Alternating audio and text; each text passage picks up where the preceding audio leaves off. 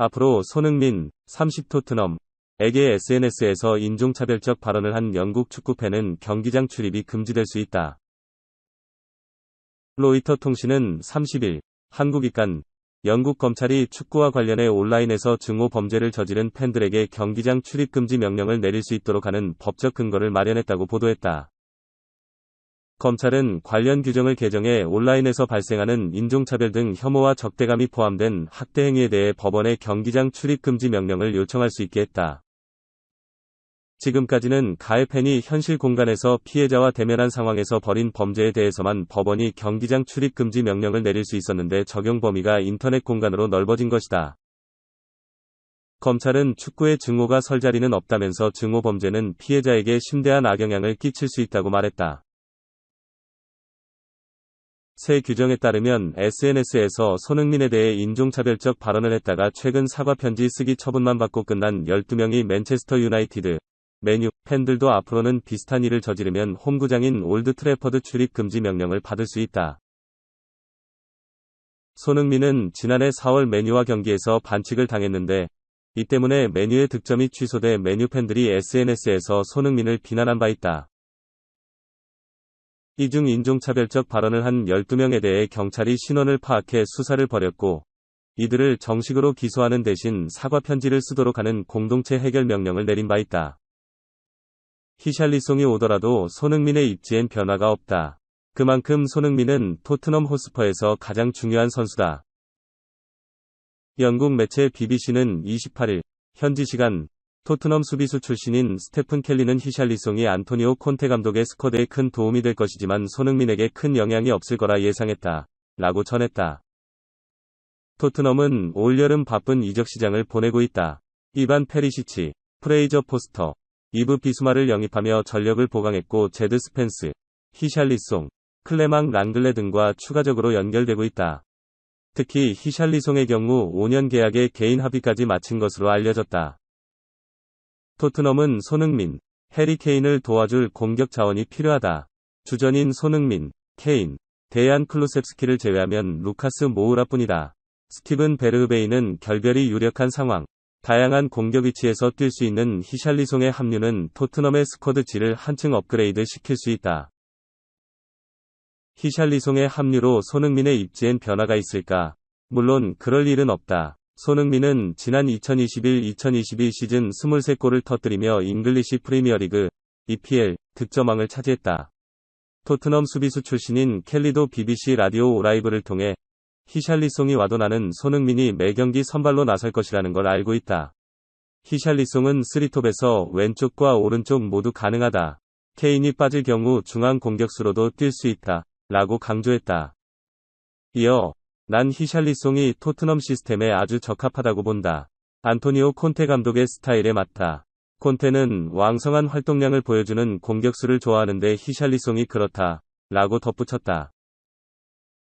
손흥민과 우정을 과시했던 에메르송 로얄이 차기 시즌에도 토트넘 호스퍼에 남을 전망이다. 에메르송은 지난 시즌을 앞두고 토트넘에 합류했다. 토트넘은 시즌 개막 전 우측 수비에 대한 고민을 안고 있었다. 맷 도어티, 세르주 오리에 모두 기대만큼의 활약을 보여주지 못하고 있었다. 이에 에메르송을 영입해 고민을 해결하고자 했다. 오리에는 떠났고 에메르송은 시즌 초반 주전으로 기용됐다. 안토니오 콘테 감독이 부임한 뒤에도 출전 시간 자체는 적지 않았다. 한때 경쟁자 도어티가 좋은 모습을 보여주며 벤치에 앉기도 했지만 에메르송은 첫 시즌을 잉글리시 프리미어리그 EPL 31경기 출전으로 마무리했다. 경쟁자인 도어티 15경기에 비하면 확실히 많은 기회를 얻었다.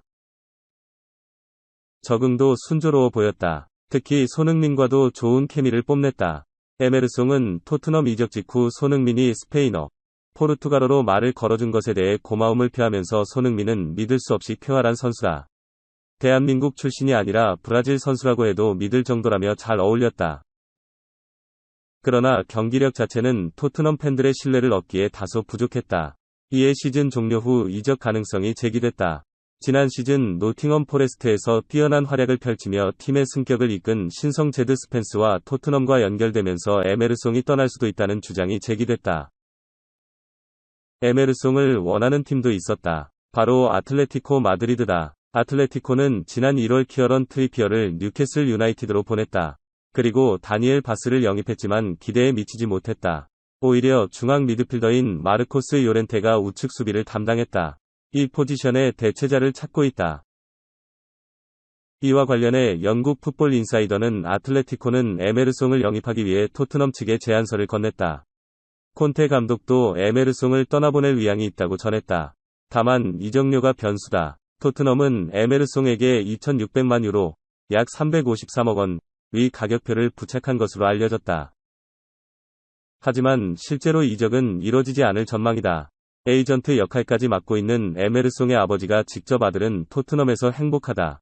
아틀레티코 측과 비공식적으로 이적 관련 대화를 나눈 것은 맞다. 하지만 나는 아들뿐 아니라 다른 선수들도 관리하고 있다. 보도된 내용에 대해 모두 말할 수는 없다고 밝혔다. 임대를 통해 인테르밀란으로 복귀한 로메루 루카쿠가 다음 시즌에는 인테르로 온전히 이적할 수 있을까? 30일 한국 시간 인테르는 공식 홈페이지를 통해 루카쿠 임대 영입 소식을 발표했다. 루카쿠는 등번호 90번 유니폼을 입을 예정이다. 루카쿠는 바로 1년 전 인테르에서 첼시로 이적했다. 스트라이커 영입을 추진하던 첼시는 과거 구단에 몸담은 경험이 있고 이탈리아 세리에 A 이적 이후 정상급 공격수로 발돋움한 루카쿠를 적임자로 판단했다. 2020에서 2021 시즌 36경기 24골 11도움을 기록한 루카쿠의 몸값은 저렴하지 않았고 첼시는 9,750만 파운드, 약 1,537억 원을 지불하고 루카쿠를 데려왔다. 하지만 루카쿠와 첼시의 재회는 실패로 끝났다. 루카쿠는 돌아온 잉글랜드 프리미어리그, EPL, 무대에서 세리에 A 시절 활약을 보여주지 못했다. 리그 득점수는 3분의 1로 줄었고 시즌 막바지로 갈수록 선발 출전 횟수도 줄어들었다. 시즌 도중 인테르 복귀 의사를 밝히며 팬들의 질타를 받기도 했던 루카쿠는 시즌 종료 후 본격적으로 인테르 이적을 추진했다. 인테르는 최근 재정난을 겪고 있어 루카쿠 이적료를 지불할 여력이 되지 않았기 때문에 임대를 제한했다. 골칫거리가 된 루카쿠를 정리하길 원했던 첼시는 이를 받아들이기로 했고 루카쿠도 인테르로 돌아가기 위해 급여를 대폭 삭감하기로 결심하면서 임대 이적이 성사됐다.